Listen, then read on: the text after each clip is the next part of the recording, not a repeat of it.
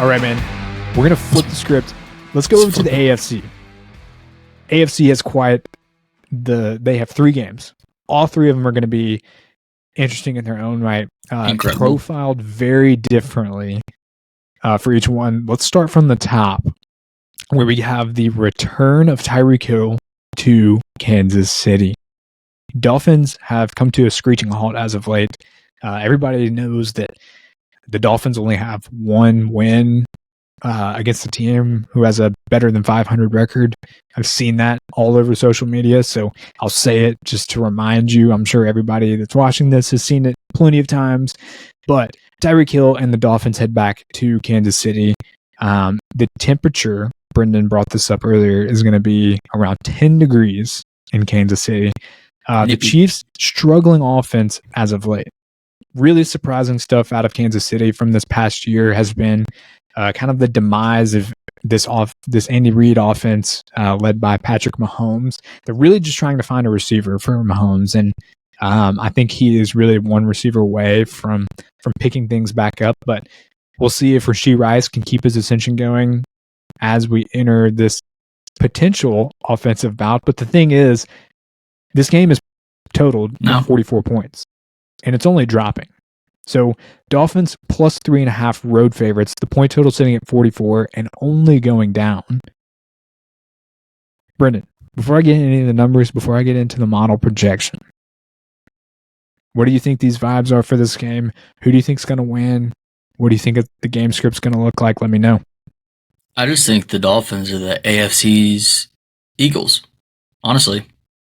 And how they started so hot, and they're just been on a steady decline, and there's been injuries, like Bradley Chubb was out. Who was the other? Was it Jalen Ramsey?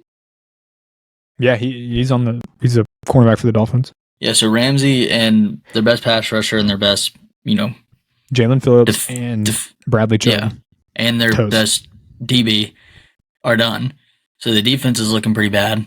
And, I mean, Tyreek's just a little banged up. Wild's a little banged up. I don't know, man. I hate Patrick Mahomes. I really do. But I think they're going to win here. I think the weather is a huge factor. Kansas City being in the weather already, and they're at home in Arrowhead, which is very difficult to play in. And you've got the Beach Boys coming from Miami to come up there to a 10-degree game away in Arrowhead. I think the Chiefs are going to get the win here. It's going to be so ugly, but I think they do. I agree that the Chiefs have been not very good this year. However, they always find a way, unfortunately. And Mahomes have got Kelsey and Rashee Rice and Pacheco, and the defense is still stymied. They'll be all right. Yeah. It's going to be ugly one way or another. I do hope there's more points scored. I do hope we see a little bit of ignition from both of these offenses. I think it's very possible, especially with a revenge game for Tyreek. He's going to want it. Watching the Dolphins' past 2 games, it seems like Tua is really only good at one particular throw, and it's that seam pass on the hash to Tyreek. That's it. Yeah. It seems like that's the only one that they can throw, and he can hit Tyreek in stride. They even lost like the deep ball on the sidelines that they used to hit at the beginning of the season. But something is off with the Dolphins. They've had horrible injury luck. Again, we mentioned their best pass rushers are out with injury. They brought in Melvin Ingram off the couch. So if you remember Melvin Ingram, he was a star for the Chargers for quite some time. He's an older guy. He's been on the, he was eating at home at Thanksgiving dinner with his family. And then a couple of weeks later, he gets a call from the Dolphins and out of desperation. So, and that's kind of where they're operating with on the defensive side of the ball. Surprisingly, they've been able to keep it together. In terms of defensive ratings, they're kind of overachieving despite all of the injuries. Now, they're not putting up like elite numbers or top 10 numbers by any means, but they're still overachieving, all things considered. Looking at it from offensive EPA allowed per play, the latter half of the season, Miami ranks 15th. If you asked me that without looking, I would have said like mid-20s maybe, but 15th, upper half of the league. Kansas City, 6th. Their defense has been stellar. So it's been weird watching this Kansas City team not have a elite offense, but rather they have an elite defense. That's something that's new. Rushing yards allowed, though, that's something I wanted to talk about. Kansas City is 17th, Miami is 7th. If Raheem Mostert comes back with the complement of course, Devon Achane, that's Miami's path to success. It is.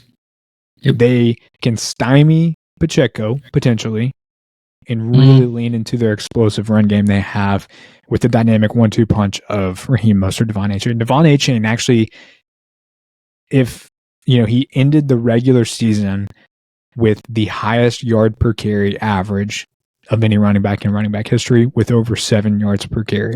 It was 8, wasn't it? It was like 7.4. That's I think insane. I saw the closing number. That is ridiculous. He is truly one of the most explosive running backs in the league and arguably in NFL history. We'll see his career play out. I'm so excited for it. But that's their path to victory. Miami truly leaning on the running game. Never thought that would be the case, but if they can find success in the running game, control the clock a little bit, and outdo what Kansas City has had to do in terms of beating teams this year, Miami can do it. And surprisingly, the model has Miami in a close one. Near pick even, but rounding up, it has Miami 21-20, actually under the respected point total. So that's what surprises me, is the model would actually have Miami outright in comparison to Kansas City. So I'm going to ride with the model and take Miami to cover here. Take the +4, seeing +4, +3.5 on some books, and take them to win outright. I think they surprise everybody. I think Mike McDaniel comes out and surprises everybody. The one fallacy of Andy Reid that we've seen: time management and coaching when the game is on the line. He can call up one of the best offensive games you've ever seen, but clock management and certain strategies, in-game strategies, we've seen Andy Reid falter a little bit. So I think if the game were to come down late in the game, we could see Andy Reid slip up a little bit and Mike McDaniel come out victorious. We may see Mike McDaniel beat Andy Reid at his own game on the offensive side of the ball. So it's interesting. I agree with you. The path to winning is going to be running the ball. Miami. Mm-hmm.